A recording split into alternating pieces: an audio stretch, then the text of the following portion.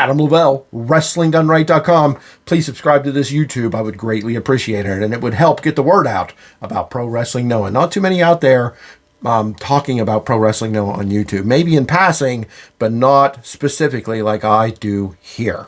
So let's get the word out about Noah by helping get the word out about this channel, all right? Let's get the word out about Monday Magic episode 4 from November 18th, just 2 days ago as I sit here and record this. This show kicked off with LJ Cleary versus Eita, two of the best junior heavyweights out there for sure. Look, Cleary's been a little lost, not in the ring. I mean, his wrestling is solid, and he controlled this match. He looked really good here. But since the dissolution of good-looking guys when Jake Lee bolted for New Japan like a little bitch, LJ Cleary has been sort of just there. Still looking good, still a good wrestler, but don't know what's happening with him. Where's he going? Where's his career going? What's he going to do? Anxious to see where he goes from here. Eita is Eita. One of the best juniors in the world. You can't deny that, even if you don't like him. Come on. But he was taken care of throughout this whole match. Like I said, LJ Cleary looked to be on his way to an easy victory over a very good Eita until at one point, at one of LJ Cleary's offensive moves, bounding off the second rope, coming back at him. I don't know what he was going to do, a cutter, a clothesline. I don't know, because he got super kicked in the face and pinned 1, 2, 3. It came out of nowhere just past the 6-minute mark. I'm not saying the match was good. I enjoyed it, but wow, Eita, the number one contender to the Junior Heavyweight Championship, wins a match that he was getting soundly beaten in out of nowhere after a defensive super kick.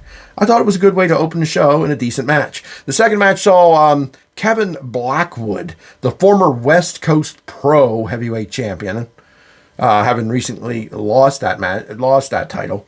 And Noah seems to have a very solid relationship with this company. For him to be here again, I mean, his title was defended in Noah, amazingly enough. And here he is without his title, teaming with Anthony Green to take on Yu Owada and Oka Sasaki. Very solid match. I enjoyed it for the most part. A lot of times, though, when these Americans wrestle, not always, like Jack Morris has really learned the Noah style, a lot of times American Gaijins come off as American Gaijins. Shocker, I know. But I mean, they're not really a Noah-style wrestler until they've competed in Noah for some time, which Blackwood hasn't. That doesn't mean he's a bad wrestler.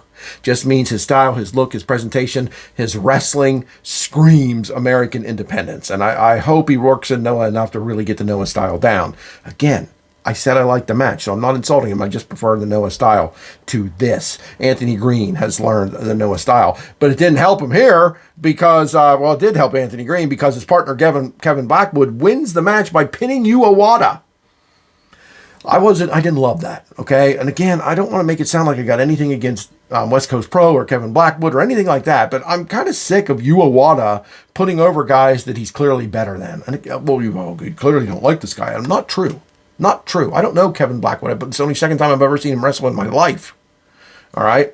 But Yu Owada is great. I think he is absolutely heading to the top of the Noah roster within a few years, if that. And so watching him lose frequently, especially to guys that I feel he's better than, doesn't do much for me. But I did like the match overall, and it's not anything I'm recommending to skip or anything like that. And I think Blackwood has great potential, and Noah will have to see where it goes. Then we had somebody I do have a problem with. Comedy goofball Black Menso Ray. You know, Cristobal was unmasked a few weeks back on this show. And basically he took off that mask and put on the Black Menso Ray mask. Like, oh boy. Cristobal was goofy, for sure. But now that he's Black Menso Ray, the revealing has come to be, now he can really be goofy. And here he gets at least a guy that made me watch this match a little bit. I fast forward much of it, but I stopped and watched parts here or there because he faced the GHC Heavyweight Champion, Kaito Kiyomiya. Kiyomiya took care of him. He wins, of course. He's not going to lose to Black Menso Ray. And if he did, I don't know what I would have done. I would have headed for the heels. But Black Menso Ray gave him too good of a match. Should Kaito Kiyomiya kill him? Yes. Yes, damn it. Oftentimes when I ask questions like that here, I'll be like, no, I'm not saying that, but I am saying that. Kaito Kiyomiya is too damn good to be giving anything to Black Menso Ray. The match wasn't long. I fast-forwarded 90% of it, stopping and watching here or there because I'm a fan of Kiyomiya. But please get Black Menso Ray off my television. Jeez. Then we had a women's match that saw Sadie Gibbs, Miyake Takase, and Heian, and they took on Bozilla, Kyoki Amora, the GHC Women's Champion, and Natsuki Shizuki. Look, I'm definitely partial here. Bozilla, Amoru, and Shizuki. Someone's going to say, learn to pronounce her name if you like her so much. Yeah, kiss my ass. Bozilla, Kyoki Amare, and Natsumi Shizuki are incredible. They come out of Marigold. Bozilla is maybe the most popular wrestler in Marigold. Amare is the GHC Women's Champion, amazingly enough, and Shizuki is one of my absolute favorites, the super flyweight champion. Heian, I'm not real familiar with. I've seen her on Noah before. Takase, she looks incredible. I don't know. I think she wrestles a lot in Sendai Girls. I don't really watch that. I don't hate it. I just not something I want to devote much time to, even though Takase, she's a free agent. She works wherever she wants, but she does spend a lot of time in Sendai Girls. And Sadie Gibbs, formerly of AEW, wasn't a great wrestler when she was in AEW, but clearly has improved a lot here. But not enough as Bozilla wins it for her team. Now, the end, I got to be fair, Bozilla sort of botched the finisher. I hate saying that. Sometimes a botch to me looks worse. And this looked worse than Bozilla's sit-out powerbomb or whatever she tried to do there, because she sort of stumbled and fell and pretty much crushed who I think it was Heian that she pinned. You have to forgive me if I'm wrong here. I didn't circle the loser as I often do in my notes. But this match was good. The Joshi have come on to Pro Wrestling Noah shows and improved them. There is no doubt about it. This might have been my favorite match of the night. Very solid work. Loved seeing the Marigold ladies get a win. Next up was a match that disappointed me. Not because of anybody who was in it. I love these guys. But it was a 4-way tag team match. Nonsense. Noah's had a 5-way singles match on this show before that was very short, thankfully. That's ridiculous. 4-way. 8 men and a referee, 9 men in the ring at the same time. And even though these men were incredible, El Hijo de Dr. Ragnar Jr., Galeno Damal, Hayata and Yohei, Alejandro and Kai Fujimura, and Alpha Wolf and Dragon Bane, Los Gopadores. Anybody who says Noah doesn't have a good tag team division apparently aren't looking at these guys. I didn't watch much of this. I fast-forwarded much of this too. I can't get in to a match with so many damn people in it. I don't care how much I like the people in it. So I fast-forwarded it, and El Hijo de Dr. Wagner Jr. and Galeno Damal win it. That's a big win for them as they're heading to challenge the tag team champions, Sugi and Marufuji. That should be great. This match, there was nothing wrong with it. Okay, when I fast-forward, I'm just skipping 10 seconds at a time, watching, skipping 10 seconds, watching. You know, so I don't just zip by and don't see anything.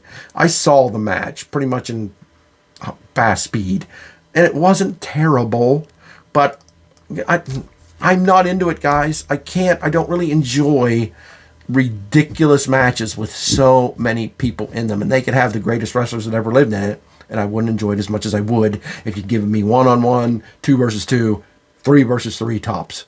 Anything other than 3 versus 3, I'm out of it. I'm not interested in it. And because it's ridiculous, there's no psychology, or very little. And finally, the main event was for the GHC Hardcore title. Shuji Ishikawa, the champion, defending against Masato Tanaka, one of the toughest son of a bitches in the business. I don't care how old he is. In an extreme ECW inside out and upside down matchup. Hardcore match, ladders, tables, chairs, everything you could think of. Again, not really for me. Now, what I've been able to tell about the hardcore title in Noah, it's not these kind of matches. Now, if the champion, I think, can pick the style that he wants. I believe that's what it is. Sort of like the King of Pro Wrestling title in New Japan, which I absolutely despise. This title's similar to that in that way. And so Ishikawa and Tanaka wanted to tear each other up in a crazy chairs. That's not a wrestling match. I don't watch pro wrestling to watch trash like this. Look, I love Ishikawa and I really love Tanaka. I think both of them are future legends. Tanaka's already a legend. I watched ECW back in the day. Wasn't my favorite, but I watched it. They had some gimmicks, some characters, some wrestlers that made it work. Still wasn't my favorite. I'm not a big UGCW mark. I have tons of banners hanging up in my studio on the other side of this camera. Not an ECW one. I didn't hate it. Just not for me, man. You watched it, yes, because, I love Shane Douglas. They had some great matches. They're just like Noah. I watched this match. Not for me. And this is the third match of the night out of how many? 5 that wasn't for me. So I can't give this show. Ishikawa wins it. You hit pro wrestling moves after hitting each other with chairs and tables and shit. Why are you ever using a pro wrestling move? Just pound somebody with a chair until they're dead and stand on their chest and pin them. If you're going to do hardcore, damn it, do hardcore. I don't want to see wrestling moves if you're going to do this kind of match. Because it's not a wrestling match. It's some kind of insane fight where anything goes. So give me that. I don't want to see suplexes or brain busters or submission holds. Dumb. Beat each other down from bell to bell with weapons. Because my God, if we're going to do this, do it right.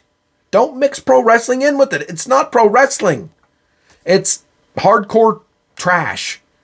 And okay, if Noah's going to give me this once in a while, give it to me fully, baby. Don't mix in wrestling holds and submissions and maneuvers. That's goofy as hell, as this match was, in my opinion. But Ishikawa retains. Again, so I didn't like 3 of these matches. I didn't hate them. Didn't like them. They weren't for me. So I'm giving this a 6 out of 10. Oh, I didn't even mention, I skipped a major part. Let me just hit back on that, guys. During the Kaito Kiyomiya defeating Black Menso match, a new challenger emerged. Nosawa came out and attacked Kaito Kiyomiya, so I guess Nosawa's just supposed to be an asshole, right? And Kiyomiya fended him off pretty easily, and where Nosawa backs off, okay. But I got something to tell you. And they went on for quite some time until finally leading to the revelation of who is going to be Kiyomiya's next challenger for the GHC title. And folks, some people out there are a little like, this doesn't do much for me. Brian Kendrick. Doesn't bother me. He's a solid worker. He's a solid wrestler. He's discriminated against because he had beliefs other people didn't like. Had to apologize for it. Look, if you're a conspiracy theorist, embrace it. Who cares? Let people believe what they want to believe. Here in America, we have free speech. We have rights. We have freedom. At least we're supposed to. And I don't care what you want to believe. I mean, unless you believe in having sex with children or something, that's something like that, that's clearly illegal. Okay, then of course not. But other than that, why does it matter? I just don't get it, but I digress. He comes out, he challenges Kiyomiya and he gets it. Some people are like, why does he get a title shot? Because Kiyomiya granted it, because Kiyomiya heard the challenge and thought, all right, I'll defend against you. He hasn't earned it. I'm not arguing that he has. He came out a former WWE superstar, former WWE tag team champion, and Nosawa just attacked Kiyomiya before he made this announcement, so Kiyomiya probably wants to slap his bitch friend around, right? Yeah, sure, I'll grant him a title shot just to get in the ring with him. And he does have a reputation, and he is known, and he has been around, so if I beat him, that lifts me up. Of course it does. Sometimes title challenges come out of the blue like this, guys. Some of you need to lighten up a little bit, and I'm a hardcore guy when it comes to doing things right, not when it comes to wrestling matches. But anyhow, 6 out of 10. The show was decent, but nothing amazing.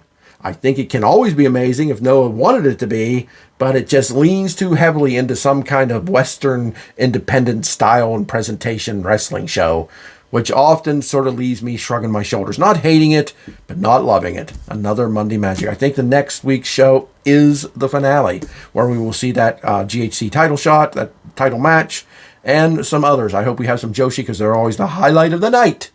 At least for the wrestling snob. That's my thoughts. Let me know what you think. I'll be back with another video all about Noah before you know it.